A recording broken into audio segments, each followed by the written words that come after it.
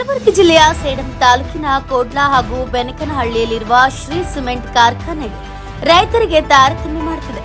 ಸರ್ಕಾರ ಆದೇಶ ಧಿಕ್ಕರಿಸಿ ಕೊಡಬೇಕಾದ ಪರಿಹಾರ ನೀಡುತ್ತಿಲ್ಲ. ಈ ಬಗ್ಗೆ ಗಮನ ಹರಿಸಬೇಕಾದ ಸಚಿವರಿಗೆ ಕಿಂಚಿತ್ತೂ ಕಾಳಜಿಲ್ಲ. ಮಾಜಿ ಸಚಿವ ರಾಜ್ಕುಮಾರ್ ಪಾಟೀಲ್ ಆರೋಪಿಸಿದ್ದಾರೆ. ಈ ಕುರಿತು ಮಾಧ್ಯಮಗೋಷ್ಠಿ ನಡೆಸಿ ಮಾತನಾಡಿದವರು, ಕಲಬುರಗಿಯಲ್ಲಿ ಜಿಲ್ಲಾಡಳಿತ ಸಂಪೂರ್ಣ ನಿಷ್ಕ್ರಿಯಗೊಂಡಿದೆ. ರೈತರಿಗಾಗಿರುವ ಅನ್ಯಾಯವನ್ನ ಸರಿಪಡಿಸಬೇಕಂತ ತಮ್ಮ ಆಕ್ರೋಶವನ್ನ ಹೊರಹಾಕಿದರು. ಮಲ್ಲಿಕಾರ್ಜುನ್ ಸಂಗೊಳಗಿ, NK24 ಕಲಬುರಗಿ. ಆಮೇಲೆ ಇದು ಮಾಡಿಕೊಂಡು ಅಂತ ಹೋರಾಟ ಮುಖಾಂತರ 2 ಬಾರಿ 6 ಲಕ್ಷ ಮಾಡಿದರು. ಆಮೇಲೆ ಮತ್ತೆ 2 ಲಕ್ಷ ಕೊಟ್ಟು 10 ಲಕ್ಷ ಮಾಡಿದರು. ಆ ಸಂದರ್ಭದಲ್ಲಿ 2016ರಲ್ಲಿ ಕೆಲವೇ ರೈತರಿಗೆ 11,68,000 ರೂಪಾಯಿ ಕೊಟ್ಟಿದ್ದಾರೆ.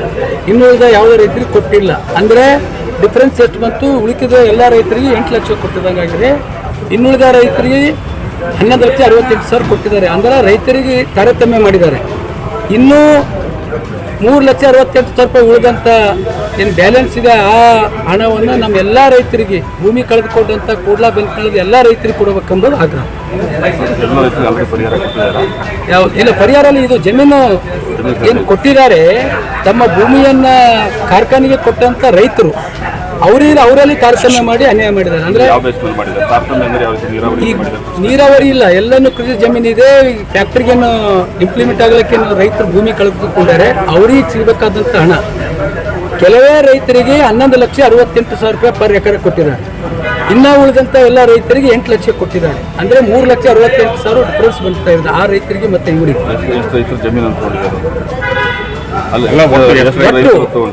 ಈಗ 1100 ಎಕರೆ 20 ಗುಂಟೆ 1100 ಎಕರೆ ಚಿಲ್ಲರು ತಗೊಂಡಿದ್ದಾರೆ ನಮ್ಮ ರೈತರ ಜಮೀನು. 430 ಎಕರೆ ಫಾರೆಸ್ಟ್ ಲ್ಯಾಂಡ್ ತಗೊಂಡಿದ್ದಾರೆ. ಆ ಫಾರೆಸ್ಟ್ ಲ್ಯಾಂಡನ್ನು ಕೂಡ ರಿಸರ್ವ್ ಫಾರೆಸ್ಟ್ ಕಾಯ್ದೆಟ್ಟ ಅರಣ್ಯ ಅಂತ ಹೇಳಿದ್ರೆ ಅದ್ರ ಕೊಡ್ಲಿಕ್ಕೆ ಬರಲ್ಲ, ಅದನ್ನು ಕೂಡ ತಗೊಂಡಿದ್ದಾರೆ. ನಮ್ಮ ರೈತರಿಗೆ 1100 ಎಕರೆ ಚಿಲ್ಲರ್ ಏನು ಜಮೀನು ಶ್ರೀ ಸಿಮೆಂಟ್ ಕಂಪ್ನಿಯನ್ನು ತಗೊಂಡಿದೆ. ಅಲ್ಲಿರ್ತಕ್ಕಂಥ ಕೆಲವೇ ಬೆರಳೆಣಿಕೆಯ ರೈತರಿಗೆ ಮಾತ್ರ 11,68,000 ರೂಪಾಯಿ ಕೊಟ್ಟಿದ್ದಾರೆ. ಇನ್ನು ಉಳಿದಂಥ ರೈತರಿಗೆ ಬರೀ 8 ಲಕ್ಷ ಕೊಟ್ಟಿದ್ದಾರೆ. ಇಲ್ಲ, ಜಾಬ್ ಕೊಟ್ಟಿದ್ದಾರೆ. ಇನ್ನೂ ಕೆಲವು ಮಂದಿ ಕೊಡಬೇಕು. ಇನ್ನೊಂದು ಸ್ವಲ್ಪ ಮಂದಿಗೆ ಅದು ನಮ್ಮ ಮಾಜಿ ಶಾಸಕರು ಹೇಳಿದಂತೆ ಜಾಬ್ನು ಕೂಡ ಕೊಡಬೇಕು.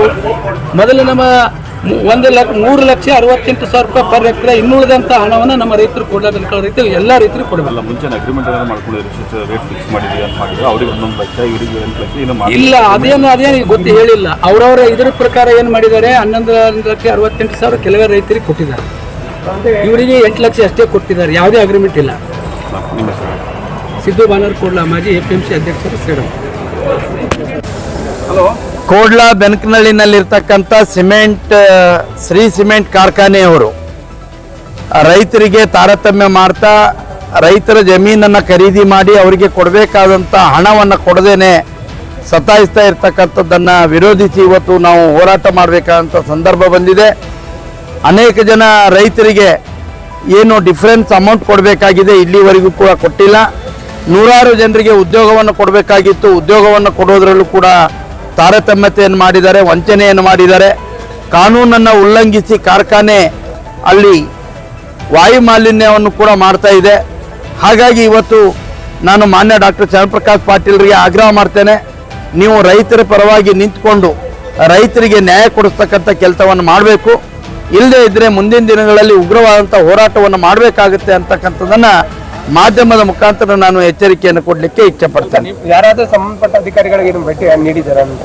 ಈಗಾಗಲೇ ಇದಕ್ಕೆ ಸಂಬಂಧಪಟ್ಟಂಗೆ 27ನೇ ತಾರೀಕು 9ನೇ ತಿಂಗಳು 2023ರಲ್ಲಿ ಸಹಾಯಕ ಆಯುಕ್ತರು ಸೇಡಂ ಇವರ ನೇತೃತ್ವದಲ್ಲಿ 20 ಅಧಿಕಾರಿಗಳ ತಂಡ ಸಭೆ ಸೇರಿ ನಿರ್ದೇಶನವನ್ನು ಕೊಟ್ಟಿದೆ.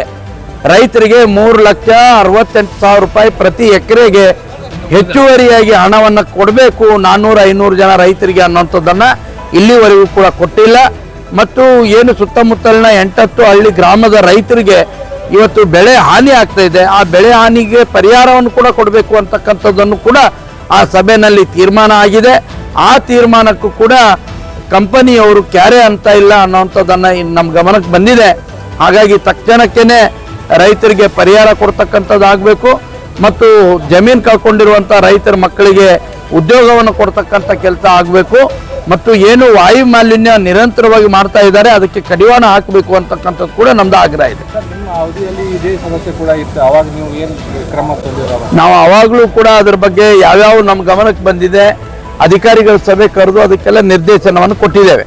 ಆದರೆ ರೈತರ ಜಮೀನಿಗೆ ತಾರತಮ್ಯ ಮಾಡಿದ್ದಾರೆ ಅನ್ನೋಂಥದ್ದು ನಮಗೆ ಈಗ ಗಮನಕ್ಕೆ ಬಂದಿದೆ. ಸುಮಾರು 3,68,000 ರೂಪಾಯಿ ವ್ಯತ್ಯಾಸವನ್ನು ಮಾಡಿದ್ದಾರೆ ಅಂತಕ್ಕಂಥದ್ದು. ಹಾಗಾಗಿ ಕೆಲವು ರೈತರಿಗೆ ಮಾತ್ರ ಹಣ ಕೊಟ್ಟು ಇನ್ನುಳಿದ ರೈತರಿಗೆ ಕೊಡದೇ ಇರತಕ್ಕಂಥದ್ದು ಇದು ಅನ್ಯಾಯ ಆಗಿದೆ ಅಂತಕ್ಕಂಥದ್ದು ಗಮನಕ್ಕೆ ಬಂದಿದೆ. ಹಾಗಾಗಿ ಆ ಎಲ್ಲ ರೈತರ ಪರವಾಗಿ ಹೋರಾಟ ಮಾಡ್ತಕ್ಕಂಥ ತೀರ್ಮಾನವನ್ನು ತಗೊಂಡಿದೆ. ಫೆಬ್ರವರಿ 15ನೇ ತಾರೀಕಿನ ಒಳಗಾಗಿ ಇವರು ತೀರ್ಮಾನವನ್ನು ತಗೊಳ್ಳದೇ ಇದ್ದರೆ, ಅವರಿಗೆ ನ್ಯಾಯ ಸಿಗದೇ ಇದ್ದರೆ, ನ್ಯಾಯ ದೊರಕಿಸುವಲ್ಲಿ ಸರ್ಕಾರ ವಿಫಲ ಆದರೆ ನಾವು ಹೋರಾಟವನ್ನು ಮಾಡ್ತೇವೆ. ಖಂಡಿತ ಫೆಬ್ರವರಿ 15ನೇ ತಾರೀಕಿನ ನಂತರ ನಿರಂತರವಾದಂಥ